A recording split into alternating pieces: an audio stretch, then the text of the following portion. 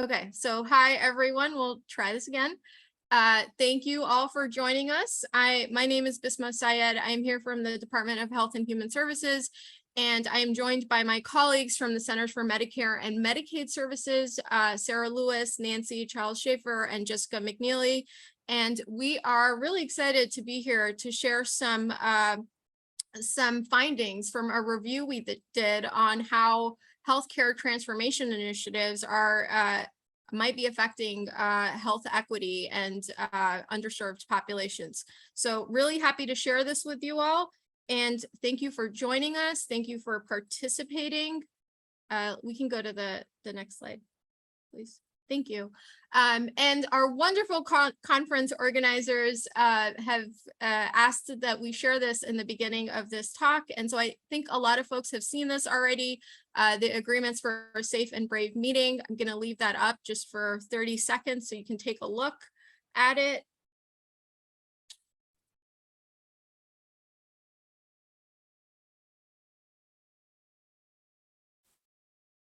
Okay. We can go to the next slide.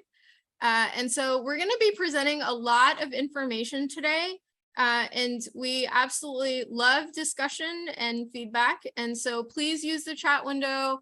Emojis are always fun. And of course, if you are on Twitter, we love tweets. So please feel free to tweet away. All right, next slide. Okay, all right. So yes, so what we're talking about today is what have we learned about the effect of CMMI healthcare transformation efforts on health equity? And you're probably wondering, what is CMMI? So we are going to talk about that on the next slide. But before we get there, a couple of housekeeping items. We're planning, like I said, we're presenting a lot of material because this is these are findings from a synthesis review that we did. And so we looked across our portfolio. And so there's a lot of healthcare transformation efforts included in this talk. And so the way that we're expecting this to go, we're hoping to go for about 30 minutes and then save about 20 minutes for discussion. And then we're going to start where we give you some context, and then we're going to go into the weeds a little bit and talk about some specific healthcare transformation initiatives, and then we're going to zoom back out and give you a high-level overview of our findings, and hopefully that will help everyone sort of follow along. If you have questions, please feel free to put them in the chat. We are planning to try to answer questions as we go. There may be some questions that we don't get to or can't answer as we go, and we'll definitely get back to them during the discussion portion. Okay, we can go. Okay, so what is the CMS Innovation Center? So not sure how many folks are familiar with the Innovation Center, but it was created out of the Affordable Care Act. And the purpose of the center is to test innovative payment and service delivery models for the purpose of reducing expenditures while preserving or enhancing the quality of care. So what does that mean? That language is taken directly from the legislation. What it means is that the Innovation Center is basically designing care delivery and reform interventions that are then rolled out. So they're implemented and evaluated. And depending on the results of the evaluation and whether that initiative, what we're going to refer to from now on as healthcare models, whether that healthcare model meets certain statutory requirements, we can talk about what those are in a second. If it meets certain statutory requirements, then it is a candidate for scaling. So far, the Innovation Center has launched over 50 healthcare payment and care delivery reform models. Like I said, the aim is to test and evaluate and think about, consider for scaling those who meet the criteria for success. It's a bit of a complicated criteria, but I think the upshot that you need to know is we're really looking for models that reduce healthcare spending and improve the quality of care for our beneficiaries. And the purpose of all these efforts are really to take our healthcare system from one that pays per service to one that's really paying on patient outcomes towards more of a value-based care system. And I think the one other thing I want to highlight here is because the role of the Innovation Center is really like a test lab, the evaluation is very critical. It is thought of early on in the design process of a model of the intervention. And every healthcare model has an evaluation attached to it. Next slide, please. Okay. So the current federal administration and CMS leadership has identified advancing health equity as a key priority. So a little bit of context here. Historically, most of our models have not been explicitly designed to address issues related to health equity. But as you'll see as we move further along, some models have attempted to tackle some of the equity-related care barriers, and so they have implications for health equity. The evaluations are designed to assess the primary and secondary aims of the models. Now, this is tied right back to the legislation. So you'll remember it says for the purpose of reducing spending and improving or preserving quality of care. And so we look at things like healthcare costs, healthcare quality. So for example, whether a beneficiary is getting appropriate end-of-life care, and of course, how a beneficiary is experiencing a given model. To the extent that it is practical and feasible, we try to carry out subgroup analyses. So really, we're trying to understand both how a healthcare model is impacting the larger population that it's tackling, as well as specific subpopulations, and whether its impacts on subpopulations may be different than its impact on the larger population. And so here, we're focusing specifically, usually specifically focus on racial, ethnic minority populations. Also beneficiaries who have health-related social needs. I know that this is an audience that is probably very familiar with this term, but just as an example, these are social needs that have been tied to health outcomes, so things like food insecurity, transportation problems, housing inadequacy, or housing instability. As well as beneficiaries that are low income. And usually we don't have great information on income for beneficiaries, and we proxy that with whether they are enrolled in Medicaid. Okay, next slide. Okay, so I mentioned that we are presenting findings from a review that we did. And so basically what we did is we looked at all of our model evaluations, the entire portfolio, and identified those that were recently completed or that are still currently in progress, where the evaluation was able to do some equity-related analyses. And we focused on 3 domains. The first domain is reach. So who are our models reaching? What groups are represented? And crucially, what underserved groups are not represented? We also looked at impact. So for underserved groups, what are their main impacts for cost, utilization, and quality? And then of course, we also looked at experiences. How are patients, how are beneficiaries in our models experiencing? What are their experiences like? Our goal really was to look across our portfolio, synthesize the findings across the models that had any equity-related analyses, and sort of understand at a high level, how have our models impacted these populations, and what can we do in the future to improve our ability to examine these populations or to design models and evaluations for health equity. Okay, next slide. Thanks. Okay.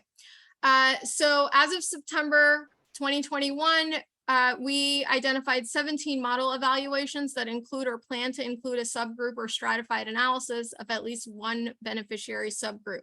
So I'm going to break that down in a second. You'll see the inclusion criteria on the slide.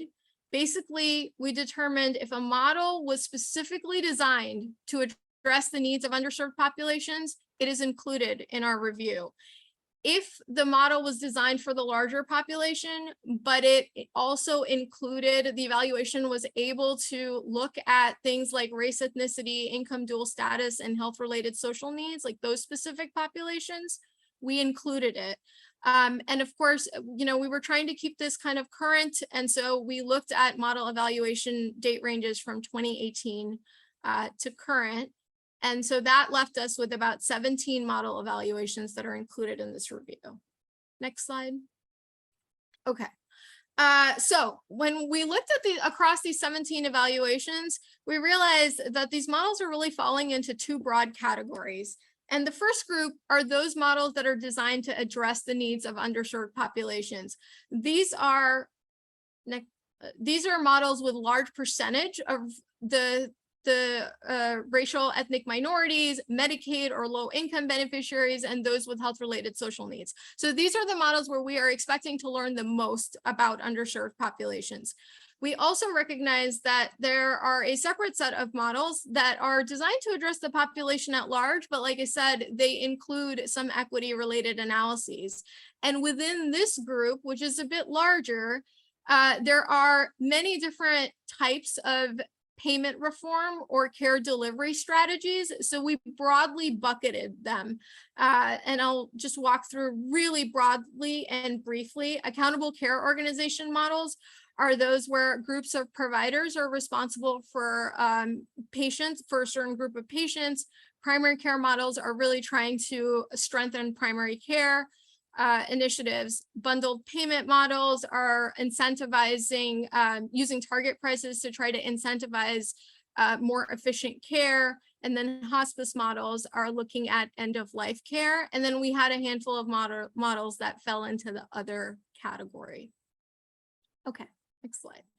All right, so stepping back just a little bit to give you a little bit more context on our CMMI models. Historically, like I said, a lot of models have not been designed specifically for equity. And so equity has not been prioritized in award decisions. And as you can see from the map, this is a map of all of the CMMI models that have been implemented. We're all across the country.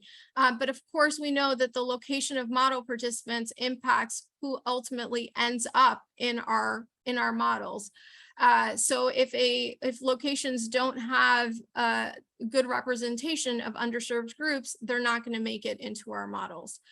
And we'll also say that most models do not reach, what we're finding based on this review is that most models do not reach a sizable proportion of underserved populations.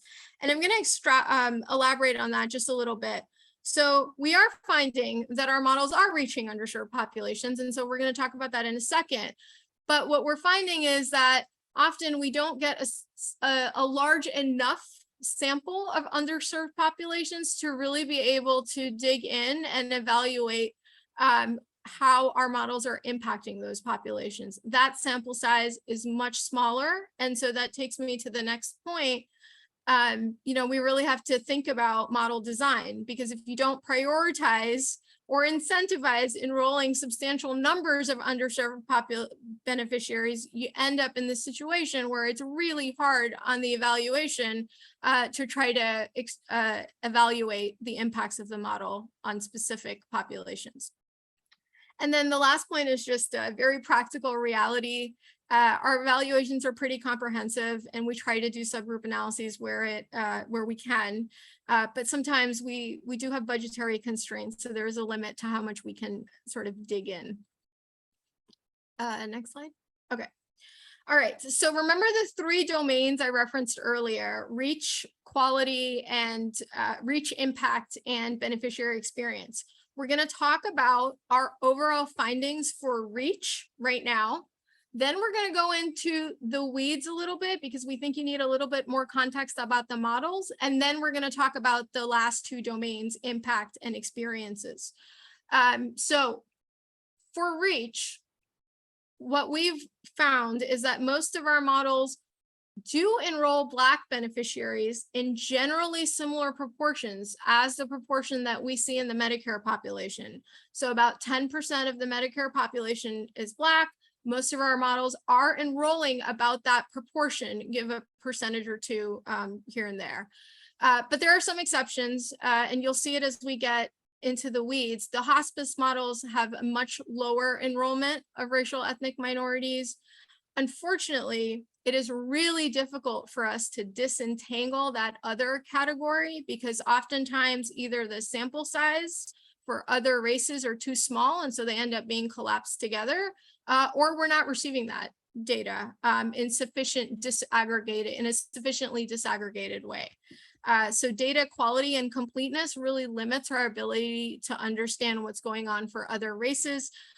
This is true for Medicare, but for the Medicare population, we have a little bit more information, but for Medicaid, it really does vary and it's something that CMS is working on.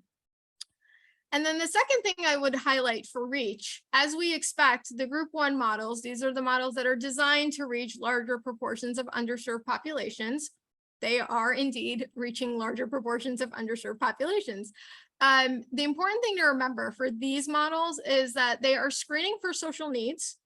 And for at least one of the models, we are getting beneficiary level information on the kinds of social needs that are being reported, but we don't receive this data at the Benny level for all the models. So we don't know what's going on across the portfolio. We don't have a good window into what's going on at the Benny level across the portfolio. And the other thing I would just highlight for group 1 models is that we don't necessarily always know when a beneficiary social need is resolved. Okay, I am going to now pass this along to Nancy, who is going to walk you through more of the details on group 1 models. Thank you, Bisma. I also want to say I see that there, I believe, is a question in the chat. Given that we're a little tight on time, we'll hold that until the discussion portion, and then we'll try to address your question. So again, the group 1 models are those that are designed to address the needs of underserved populations. The 5 models that we included here are the Accountable Health Communities model, which aims to screen beneficiaries for 5 core social needs: food, housing quality and stability, transportation, utilities, and interpersonal violence, and then providing referral and navigation to address those needs. There's also the Financial Alignment Initiative, which is targeting dually eligible beneficiaries and integrating both Medicare and Medicaid services and finances for that population. The Integrated Care for Kids model is aimed to reduce expenditures and improve quality of care for children covered by Medicaid, focusing on prevention, early identification, and treatment of behavioral health and physical health needs. Then there's the Strong Start for Mothers and Newborns initiative, also known as Strong Start, which aimed to provide prenatal care to Medicaid and CHIP beneficiaries, hoping to improve care and reduce rates of preterm birth. And then there's the Maternal Opioid Misuse model, also known as MOM, which aims to improve quality of care of pregnant and postpartum Medicaid beneficiaries with opioid use disorder.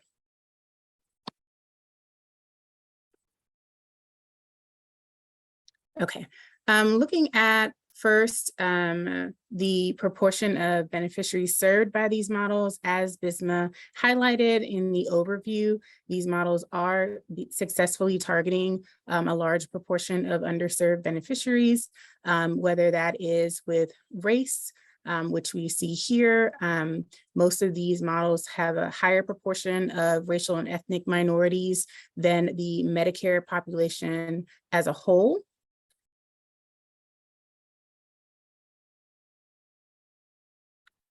Also, these models are enrolling either predominantly or all Medicaid beneficiaries. So all of them are full Medicaid beneficiaries, with the exception of the Accountable Health Communities model, where 65% of beneficiaries are in the Medicaid program. There is health-related social needs screening as a core component of these models for identifying unmet need. As was stated earlier, in AHC, the Accountable Health Communities model, food insecurity was the most reported need. We see that health needs are related to social needs, and that these rates are higher for underserved beneficiaries. And one challenge is all of these models, once these needs are identified, attempt to provide or refer for services to address these needs. However, there's limited availability of community resources for the need that is identified. So that's a consistent challenge faced. The Financial Alignment Initiative, or FAI model, has some descriptive assessment of service use by race and ethnicity. However, sample size does not allow us to do any statistical testing, but we see broadly that Black beneficiaries tend to have higher inpatient admissions and emergency department usage compared to other racial and ethnic groups. I'm looking at findings from MOM and Inc., which again, MOM is that focusing on pregnant persons with opioid use disorder, and then Inc., children in Medicaid. We see that there's a large proportion of racial and ethnic minorities that were enrolled in these models, as well as in Strong Start. And then for the MOM model, most of the pregnant people who were accessing opioid use disorder services were white. And some of the barriers that were identified are travel time challenges in terms of length of travel, transportation issues, limited access to telehealth, lack of childcare, and other social needs. For the Inc. model, that is the one again that is focusing on children in Medicaid. This is early in the start of the model, and so what data was available from pre-implementation work identified several barriers for these families, including access for rural families. There were some reported instances of parents speaking of differential treatment of their children by race, inappropriate or inadequate treatment of children with disabilities, and other care barriers. And I also want to note that thus far, we mostly have descriptive analyses where possible in these models designed for underserved populations, but hoping in a few of them over time to have some other analyses available, impact analyses. Now moving over to the group 2 models, which are those that address the population at large. The first bucket that we have here are the accountable care organization models, which is defined in bold, the groups of providers that accept joint responsibility for healthcare cost utilization and quality outcomes. The first of these is the next generation accountable care organization model, or NGACO. Which tests financial incentives for engagement in care management. And it's shown here that the proportion of racial and ethnic minorities in the NGACO models is lower than that of the Medicare population as a whole, also lower proportions than those present in the marketplaces where the model is taking place. NGACO also enrolls a lower percentage of dually eligible beneficiaries with disabilities compared to fee-for-service Medicare overall, as well as to the market areas. So this is just highlighting how sometimes we are not getting the level of underserved beneficiaries enrolling in the models that might be expected based off of location. And then additionally, there is the comprehensive end-stage renal disease care model, or CEC, which is improving care for Medicare beneficiaries with end-stage renal disease, ESRD, through partnership with healthcare providers. And this model has a high percentage of racial and ethnic minorities, specifically Black and Hispanic beneficiaries. There were no overall findings in terms of ACO models or patterns specifically for utilization or cost across race and dual status. However, looking specifically within each of these models in NGACO, it was observed that Medicare spending reduction were greatest for white beneficiaries and non-dual beneficiaries. And in the CEC model, which again is that end-stage renal disease model, the greatest reductions in Medicare spending as well as readmissions were observed for full dually eligible beneficiaries. And full duals are those that have the full benefit of Medicare as well as all Medicaid coverage. There were also some differences in utilization observed in CEC by race and ethnicity group as well as dual status. However, where differences were observed, none were an adverse effect for any of these subpopulations. And I will now turn it over to Jessica McNeely to talk about bundled payment models. Thanks, Nancy. So bundled payment models incentivize greater coordination by providing a single target price for an episode of care. So an episode of care usually starts with a hospitalization or a procedure, and it's going to include 90 days or 6 months after that initial event. And so our participants in these models are responsible for care for that entire episode of care.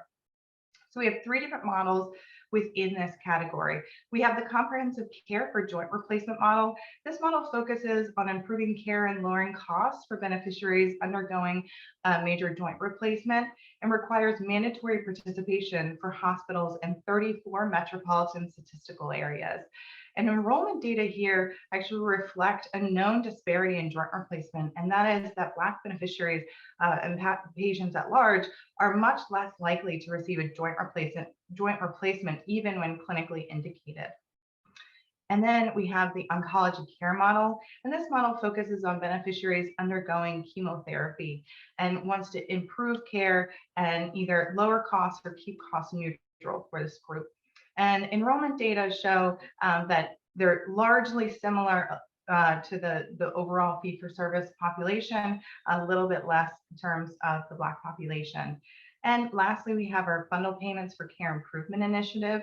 And this one tests whether bundle payments improve care for a wide range of surgical procedures and medical conditions. And unfortunately, at this time, demographic data is not available.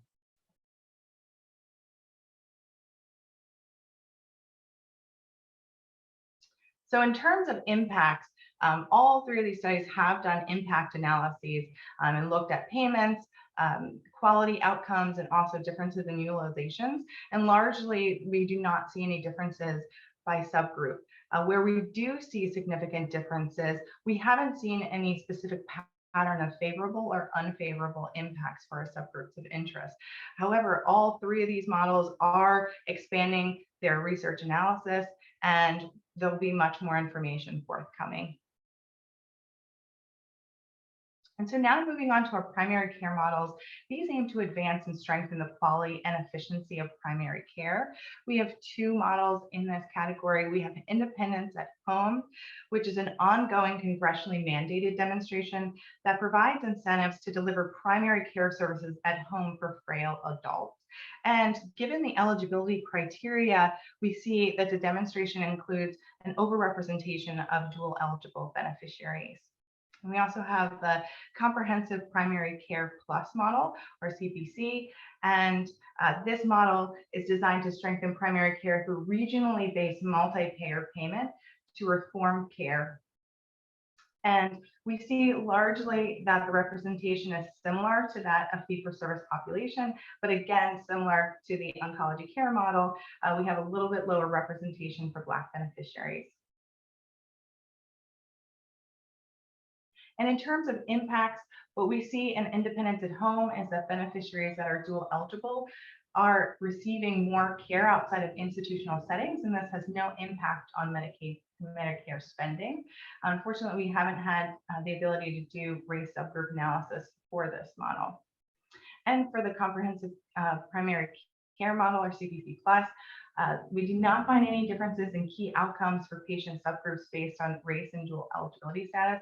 However, we did discover that there is a selection bias in who is applying to be part of it. So practices that apply to be part of CPC Plus tend to serve a lower proportion of patients that are dual eligible and also Black. And for those that are in the model, so those practices that do serve higher portions of dual eligible, they're much more likely to drop out of the model before it ends. And now I'm going to turn it over to our colleague, Sarah. Thanks, Jess. So finally, this kind of group of hospice models. So our hospice models in general aim to increase the access to care for supportive services in hospice, reduce spending, and improving kind of quality of care, beneficiary experience, as well as kind of caregiver of beneficiary experience. So there's two models in this category. The first is the Medicare Care Choices model, which tested whether offering eligible beneficiaries the option to receive supported services at the end of life without foregoing their payment for treatment for their terminal condition, which typically is a requirement in Medicare to be able to enroll in the Medicare hospice benefit, and whether allowing these additional services improve the quality of care, increased the beneficiary's experience, and reduce Medicare expenditures. Additionally, we had the value-based insurance design model, which is testing a set of innovations and additional benefits for Medicare Advantage plans, with the goal of reducing program costs and increasing the quality of care for beneficiaries. I did want to note the results of the hospice component for the VBID model aren't yet publicly available. So what I'm sharing today are from some of the earlier years of the model before hospice was introduced. Also noting with the VBID model, it's one to keep your eyes on. In the newer version of VBID, in addition to a hospice component, there's been a shift to focus on lower income beneficiaries and creating additional flexibilities for those beneficiaries to address health-related social needs such as meals and transportation. So in terms of the scope of the models, both of these are slightly below the typical kind of racial ethnic makeup of racial ethnic minorities compared to the general Medicare population. But just also noting that in hospice, it's just kind of the general body of literature in hospice. We know that there tends to be somewhat of a racial disparity in uptake historically. So most patients that enroll in hospice are white and they're not dually eligible. In MCCM, we found that racial and dually eligible beneficiaries had less favorable outcomes when compared to white and full Medicare fee-for-service enrollees on 5 out of 6 quality outcome measures. And just as an example, some of these measures included receiving aggressive life-prolonging treatment in the last 30 days of life, as well as the number of days they spend in home.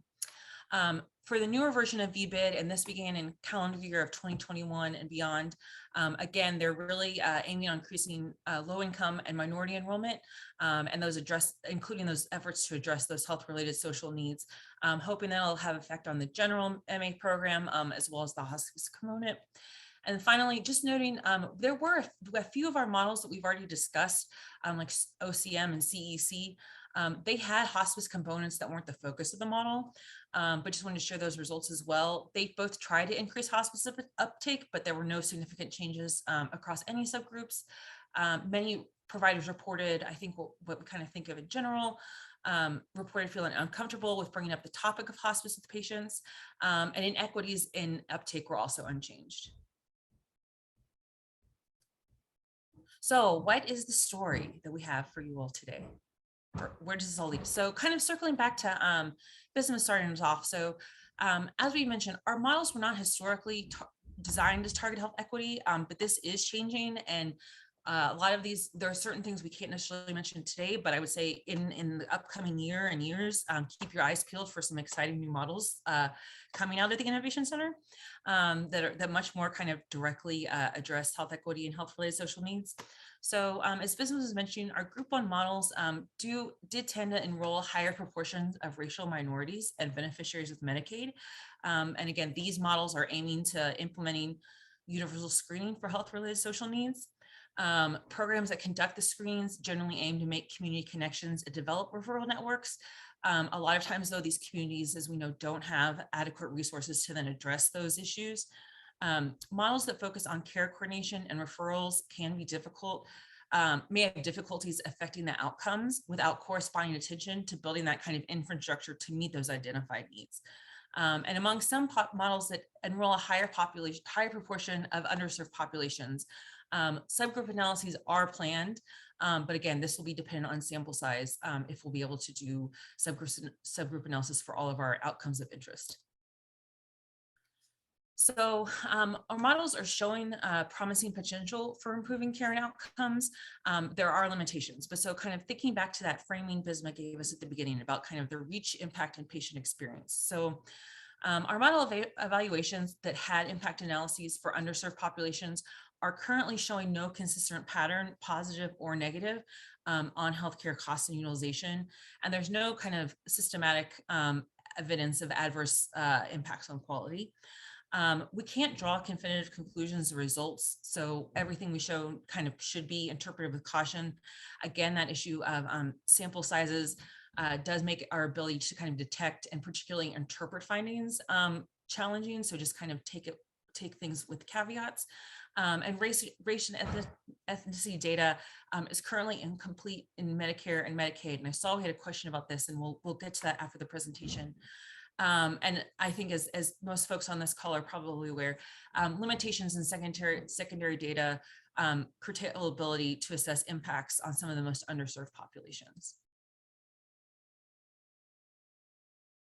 So just taking that, a few more notes on that, on kind of the overall takeaways. So the beneficiary experience is key to understanding the effect on the model's quality of care. All of our models have always examined beneficiary experience, most commonly through patient surveys. So underserved beneficiaries are included in overall model analyses. Again, subgroup analyses is limited to sample size. And again, we just caution then, and we ourselves try to keep aware of the confounding between kind of area level factors and demographic characteristics in models, and then kind of what we're seeing in the results are also something that we're being more thoughtful about and taking time to disentangle. Evaluations with qualitative information provide a glimpse into the challenges faced by those low income, rural, and racial minority populations. Again, we've gotten most of our information to date from those group models, but a lot of these are pretty early in implementation, so we haven't been able to kind of draw a lot of conclusions or lessons learned yet. So kind of what are we doing here going forward? Carefully considering key features from the start of the model design to help increase the model reach and increase enrollment for underserved populations. So that includes issues around risk stratification, eligibility criteria, and incentives. How can we hopefully make it easier or less difficult for maybe some participants in under-resourced areas to join some of our models? In addition, we're working more on collecting data directly from the care sites and participants to obtain more accurate and nuanced information about patients in their background, while also always being cognizant of burden in these situations. And finally, we're identifying external data sources with administrative data to help bridge these gaps. So linking claims with other resources that exist, to help identify folks living in healthcare or food deserts, people living in areas of high environmental contamination, et cetera. Linking those data together just with our traditional claims data.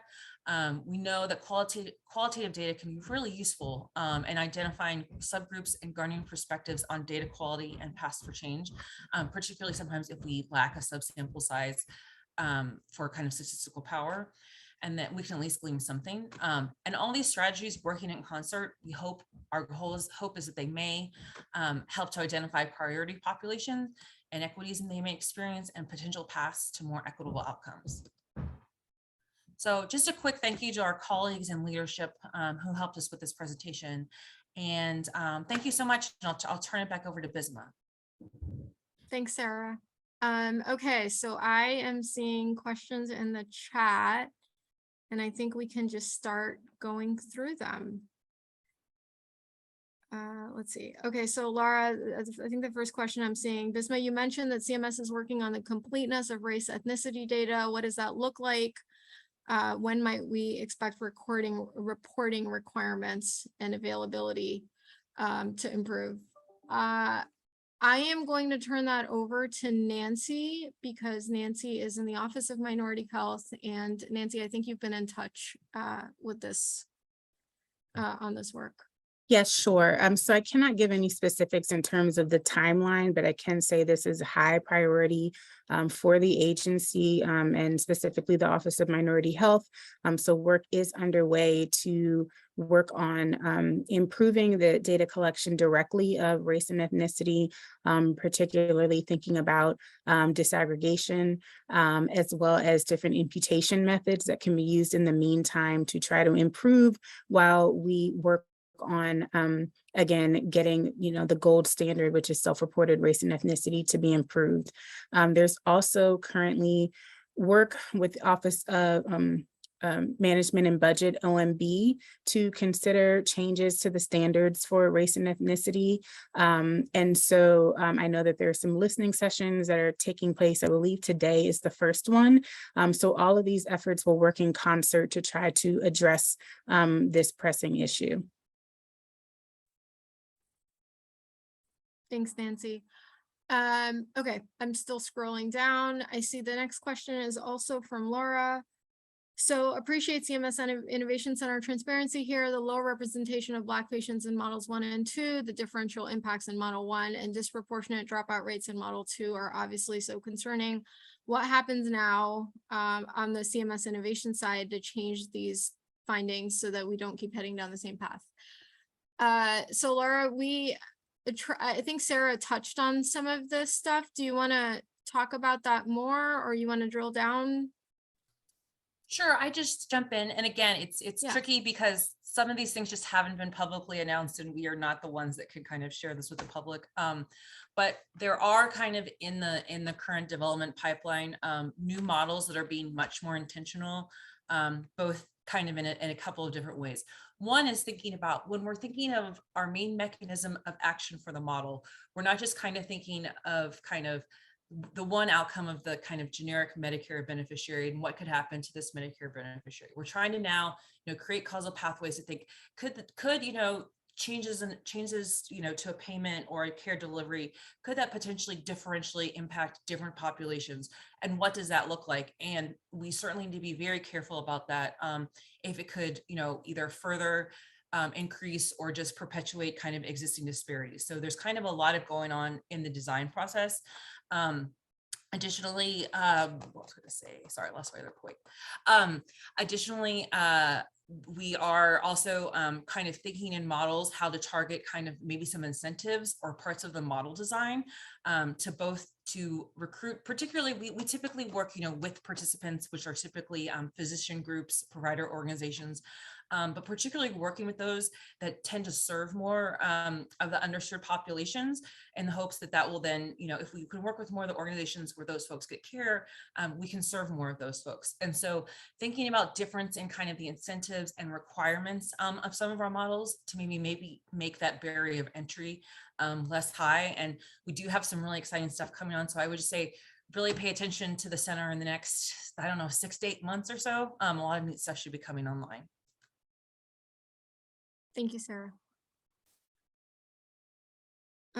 Okay, so the next one I see from Ellen, how will CMMI go beyond documenting disparities and design its models to advance equity? Ellen, I think Sarah just answered that. Do you want to unmute and just want to see if you have a follow-up to this? I mean, I guess that what I would say in follow-up is that to me, advancing equity is like redesigning our process of how we do the work. So Sarah, what you just talked about in terms of encouraging greater participation from providers that already are serving, more racially and ethnically diverse populations. But what is it that's getting in the way of those provider groups participating? Like, how do we address that? Like, how do you make the process of applying to and participating in these models like more open, so that eventually you're able to get greater participation and hopefully benefit more of those underserved populations?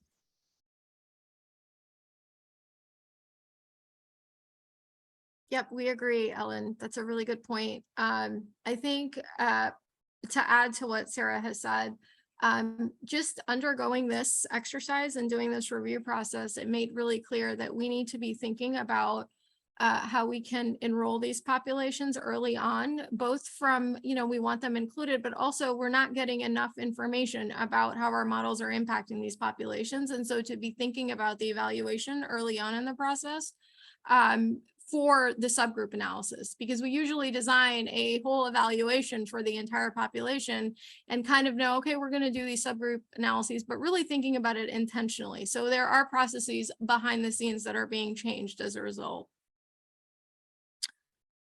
Okay, so the next question, what have you learned about successful strategies that are leading to some models serving a more representative population? So I will start with that, and then I'd invite Sarah and Nancy and Jess to chime in. I think, Ariana, what you're talking about, where we're seeing the most sort of successful strategies are the models that are designed for our underserved populations, right? And I think what you're seeing, what we're finding there is because they were specifically intentionally designed to reach some of these populations, we are seeing the enrollment numbers there that we would expect. We still have challenges when it comes to, for example, linking with social needs and actually addressing the needs. But I think some of the lessons from those models are already being incorporated into other model design processes. I'm going to pause there and see if others want to add to this. I have nothing to add, but just want to say that maybe for the sake of time, since I think we have 2 minutes left and 2 more questions, we may not be able to give in-depth answers, but hope that we can at least quickly address the remaining 2 questions. Thanks, Nancy. So the next question, given the focus on resources in the community in many models, what responsibilities does CMS have to evaluate impacts on outcomes for residents and surrounding communities beyond its own beneficiaries? Well, that is a good one and a tough one. I don't know if my CMS colleagues want to kick that one off, or I know there are a lot of data limitations when we talk about going beyond our CMS population, and so we almost end up limited. We always try to look at unintentional consequences of our models and like spillover effects, but we are very limited by the data that we have that goes beyond our immediate Medicare or Medicaid populations. But we've got a minute. I want to see if anybody wants to add anything. Okay, wondering about whether qualitative evaluation will be an increasingly prioritized aspect of patient experience in particular. So Anna, we always try to do in all of our evaluations, I think it's fair to say, include qualitative components. And certainly in some models, especially where the data is not as available or it's targeting a very specific population, there is an in-depth qualitative analysis done. And so I expect that to continue to be the case. Okay, we're right on time. So apologies that we didn't have more time I feel like there's more questions that we didn't get to, but hopefully this was helpful. And I think it's very easy to find us. So please feel free to email